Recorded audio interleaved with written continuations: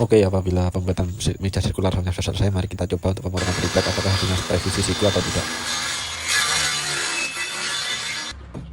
Setelah melakukan percobaan, ternyata hasil pemotongannya siku ya. Untuk satu sisi sangat-sangat siku dan presisi sekali.